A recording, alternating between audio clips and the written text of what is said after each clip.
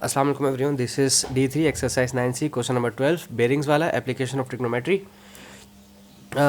देखें क्लास, यहाँ पे पूछा है आपको एक शेप दी हुई है, शेप में दिया हुआ है ABCD और आपके पास A से C तक का जो डिस्टेंस है वो 80 मीटर है, A से B 60 मीटर है, A से D 90 मीटर है और D से C 150 मीटर्स है। All the lengths are in metres. C from B का मतलब क्या होता है, NBC यानी कि नॉर्थ बनाएगा। B से C चाहिए आपको और B पर एक नॉर्थ बनाइए, ठीक है। B यहाँ है मेरा, अगर यहाँ पे मैं एक नॉर्थ बनाता भी हूँ तो मुझे यहाँ से सिर्फ नॉर्थ से B और B से C सिर्फ ये वाला एंगल चाहिए, ठीक है। यानी कि हाइपोटेन्यूज का जिक्र नहीं है। टेंजेंट थीटा लगाएंगे, टेंजेंट इनवर्स, ठीक है। तो हम यहाँ लगा रहे हैं टेंजेंट इनवर्स। टेंजेंट का फार्मूला कुछ बच्चे पढ़ते हैं PH PB perpendicular upon base, और कुछ पढ़ते हैं ऑपोजिट अपॉन एडजेसेंट, ठीक है। ऑपोजिट यानी कि गिवन एंगल के ऑपोजिट कौन सा है, गिवन एंगल के ऑपोजिट है 80, ठीक है। और एडजेसेंट वो जहाँ पर एंगल और 90 डिग्री और गिवन एंगल हो, ठीक है। ये है 60, ठीक है। कैलकुलेटर से करना बता देता हूँ। Tangent 80/60, tangent inverse 80/60, bracket close करना मत भूलिएगा, 53.13, ठीक है। 53.13। अच्छा याद रखें, चूँकि बेरिंग है इसलिए ज़ीरो लगाना ज़रूरी है, ठीक है। तो 053 लिखना ज़रूरी है, वरना तो फिर सवाल को गलत कर देते हैं। वो कहते हैं बेरिंग है तो बेरिंग को आप उसमें दें 3 डिजिट्स के अंदर दिया करें, ठीक है। तो 053.13 मैं यहाँ लिख देता हूँ, 053.1 और 3, ठीक है। अच्छा, डी फ्रॉम ए का मतलब है AD, NAD, नॉर्थ से A से D, ओके। यानी कि यहाँ से यूँ आना है। मैंने पीछे करवाया था सवाल 11th में, कुछ इसी तरह का था ना। यहाँ से यूँ आना है, पहले ये पूरा एंगल मालूम करें लॉ ऑफ कोसाइन की मदद से, फिर लॉ ऑफ कोसाइन में का जो आंसर है उसमें से ये वाला चूँकि पूरा 90 डिग्री होगा, 90 डिग्री माइनस करेंगे ये आ जाएगा, और फिर ये जितना भी आएगा उसको 360 से माइनस कर देंगे तो ये आ जाएगा। तो पहले लॉ ऑफ कोसाइन लगाते हैं, ठीक है।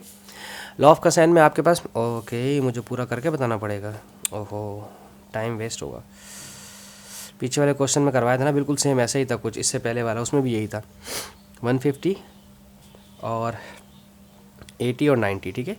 चूँकि मुझे ये वाला एंगल रिक्वायर्ड है, और एंगल रिक्वायर्ड के लिए आपको कोसाइन का लॉ 8D के अंदर हमने आपको सिखाया, chapter 8 exercise D, cos angle D is equals to इसकी दो एडजेसेंट साइड 80 स्क्वायर 90 स्क्वायर, 80 का स्क्वायर प्लस 90 का स्क्वायर माइनस अपोजिट साइड का स्क्वायर 150 का स्क्वायर, ठीक है। अपोजिट साइड 150 का square divided by whole divide by 2 multiply by 2 adjacent side 80 और 90 मल्टीप्लाई करवाना है, 80 एंड 90, ठीक है। इसके बाद कॉस इन्वर्स को देखेंगे। अब मैं आपको कैलकुलेटर में करके दिखाता हूँ। जिनके पास फ्रैक्शन वाला नहीं है, यानी कि ये वाला बटन नहीं है, ठीक है, फ्रैक्शन नहीं है, उनके लिए अलग करवाना। फ्रैक्शन वालों के तो बहुत आसान है, 80 का स्क्वायर प्लस 90 का स्क्वायर माइनस 150 का स्क्वायर, ठीक है। ओके, अब यहाँ आपने ब्रैकेट बंद करनी है, ठीक है। ब्रैकेट के अंदर रखना है इनको, डिवाइड का button, bracket open, 2 multiply bye 80 multiply by 90, bracket close. Fraction वाले तो इस पूरे को फ्रैक्शन में सॉल्व कर लेंगे। ये आ गया -5/9। शिफ्ट प्रेस करके कॉस दबाएं, आंसर का बटन प्रेस करेंगे, ये रहा आंसर का बटन, ठीक है। Is equals to 123.74। तो आंसर एंगल D आ रहा है 123.74, ठीक है। इसमें से 90 माइनस कर दें, ये आ गया 33.7। तो ये जो मेरे पास आया है ये आया है 33.7, ठीक है। 33.7 आया। अब क्या करना है आपने, सिर्फ NAD के लिए आपने क्या करना है, 360 डिग्री में से, इसमें से जिसको जो 90 डिग्री से माइनस करवाया था, 123.74 में से 90 डिग्री माइनस करवाया था राइट एंगल, तो ये बना था 33.74।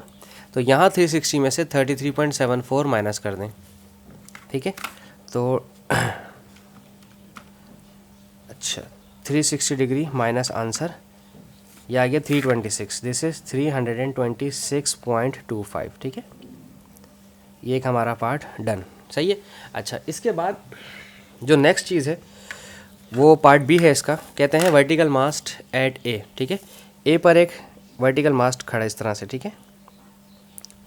कहते हैं vertical mast at A C from A, यानी कि NAC, यानी कि C से जिस डिप्रेशन का एंगल बनेगा वो बन रहा है 8.6, और हाइट पूछिए और डिप्रेशन पूछा है D का, नो प्रॉब्लम। एक शेप बनेगी यहाँ पर थोड़ी सी डिफरेंट दोबारा, ठीक है।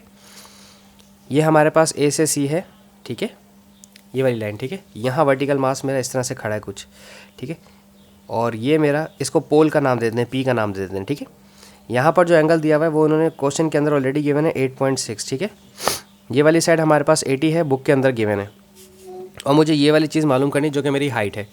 बच्चों देखो हाइपोटेन्यूज का जिक्र नहीं हो रहा, तो टेंजेंट का इस्तेमाल करते हैं। Tangent 8.6 P H B H P B perpendicular upon base या फिर opposite upon adjacent. Opposite 8.6 given angle के सामने जो ओपोजिट साइड है वो है x और एडजेसेंट ये है 80, ठीक है। तो हाइट का फॉर्मूला निकल आया, 80 को 8.6 से मल्टीप्लाई करवा दें, 80 को टेंजेंट 8.6 से मल्टीप्लाई करवा दें, 12.09 यानी कि 12.1 कर देते हैं इसको। 12.09 का मतलब 12.1 कर देते हैं मीटर में। अच्छा, अब उन्होंने कहा है find the height and the depression of D. अब डी की तरफ भी डिप्रेशन था, तो डी पॉइंट मेरा यहाँ पीछे कहीं था, ठीक है। और डिप्रेशन हमारा 90 डिग्री ही होता है, ठीक है, याद रहेगा डिप्रेशन हमारा 90 डिग्री ही होता है। अच्छा, डिप्रेशन का मतलब है कि ये वाला एंगल मालूम करना है। मैं साइड में इसकी शेप बिल्कुल अलग से बनाकर बता देता हूँ, ठीक है। ये हमारा ए था, ये मेरा वर्टिकल पोल पी है, और डी इस तरह से था हमारा ए के सामने, ठीक है। यहाँ से यूँ मुझे ये वाला एंगल रिक्वायर्ड है अब, ठीक है, सही है। अच्छा, ए से डी की जो डिस्टेंस है वो दिया हुआ है 90 मीटर, बुक क्वेश्चन के अंदर ऑलरेडी गिवन है। हाइट मैंने अभी मालूम किया विच इज़ 12.1। मुझे ये एंगल मालूम करना है, चूँकि हाइपोटेन्यूज का जिक्र नहीं तो टेंजेंट का इस्तेमाल करेंगे। Tangent inverse P H B H P B perpendicular upon base, perpendicular कौन सा, गिवन साइड के ऑपोजिट, गिवन एंगल का ऑपोजिट साइड, और एडजेसेंट यानी कि बेस हमारा 90। कर दें solve. Tangent inverse 12.1 divide by 90, और ये आ गया है 7.6, एंगल आ गया है 7.65। चूँकि ये आपके पास जो ये वाली जो वैल्यूज़ आ रही हैं ये आपके पास वो नहीं है, बेरिंग्स नहीं है ये, ठीक है। बेरिंग्स होते तो मैं इनको 007.6 लिखता। ये एंगल ऑफ डिप्रेशन और एलिवेशन है, तो ये आप ऐसे भी आंसर छोड़ सकते हैं अपना। होपफुली आपको समझ आया हो। Thank you so much for watching my channel. अल्लाह हाफिज़।